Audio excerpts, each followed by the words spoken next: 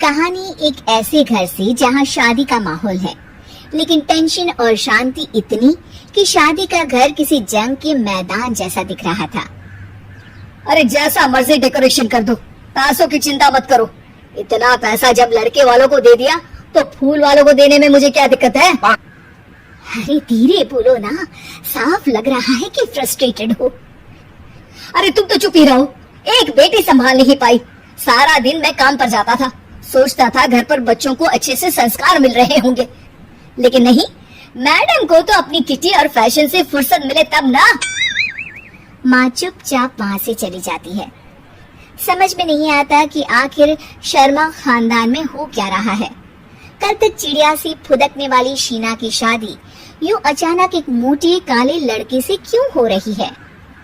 शीना कमरे में हाथ में गुड़िया लिए बोलती है, मेरे साथ जो हो रहा है ठीक हो रहा है। तुम तो सब जानती हो, साहिल मेरे लिए भगवान है। अब जब वो ही नहीं मिला तो फिर कोई भी हो जिंदगी ही तो जीनी है, जी लेंगे। बाहर शीना की बुआ किसी से बात करती है।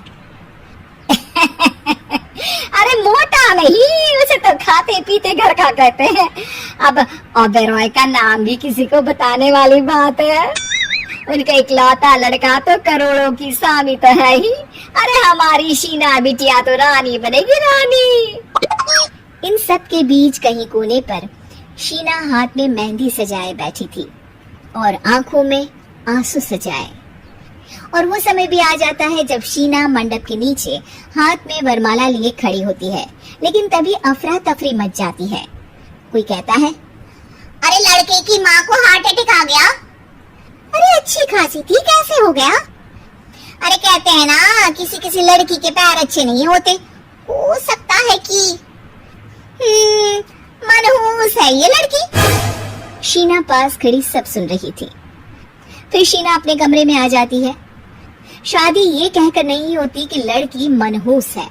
अब लगातार शीना के लिए लड़के देखने आते, लेकिन आस पड़ोस या किसी के कहने पर शादी हर बार टूट जाती। लेकिन एक दिन, अंकल, मैं काफी दिनों से आपसे मिलने की कोशिश कर रहा था, लेकिन हिम्मत नहीं हो पा रही थी। अरे बेटा, हिम्मत तो हमारी टूटी पड़ी है। वैसे कौन हो तुम? मेरा नाम साहिल है अंकल। मैं शीना से प्यार करता हूँ और उसी से शादी करना चाहता हूँ। अरे अब तो किस जात के हो ये भी मायने नहीं रखता। बेटा, मेरी बेटी मनहूस है। ये सब कहते हैं कि इसीलिए उसकी शादी नहीं हो पा रही। अगर तुम शादी करने को तैयार हो तो ठीक है। शीना की शादी साहिल से हो जाती है। अगले दिन साहिल की माँ का देहांत हो जाता है और एक बार फिर लोग शीना को अपशकुनी कहने लगते हैं। अरे खा गई दीदी को ये। अरे क्या जरूरत थी साहिल किसी मनहूस को घर लाने की? पर बुआ, माँ की तो तबीयत पिछले कई साल से खराब थी। डॉक्टर्स ने जवाब दे दिया था। क्या पता ये भी उनका सौभाग्य हो कि वो बहू का मुंह देख पाई। अरे बहू का मुंह देख पाई, या ये कह लो कि बहू का मुंह देखते ही स्वर्ग लोक सिधार गई। खैर, हमें क्या, घर तुम्हारा है, हम तो चले। अब शीना को खुद पर ही शक होने लगता है कि कहीं सच में वो अपशकुनी तो नहीं। साहिल, हम दोनों की शादी नहीं हुई होती तो अच्छा था। देखो ना, कैसे पहले मेरी शादी टूटती थी और अब तुम्हारी माँ भी। अरे ऐसा कुछ नहीं होता शीना, अपशकुनी वगैरह कुछ नहीं होता। ये सब तो ईश्वर के खेल है। वो शादी तुम्हारी इसलिए टूट गई क्योंकि तुमको मेरी पत्नी बनाना था, और माँ का जाना तो तय था।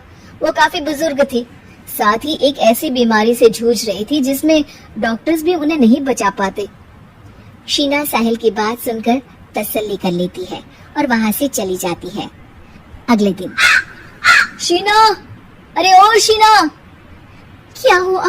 उफ, कहीं फिर मेरी वजह से कोई नुकसान? अरे नहीं नहीं शीना, तुम जानती हो, जिस प्रॉपर्टी के केस को हम बरसों से लड़ रहे थे उस पर फैसला आ गया, वो भी हमारे हक में। अब हम करोड़पति हो गए शीना।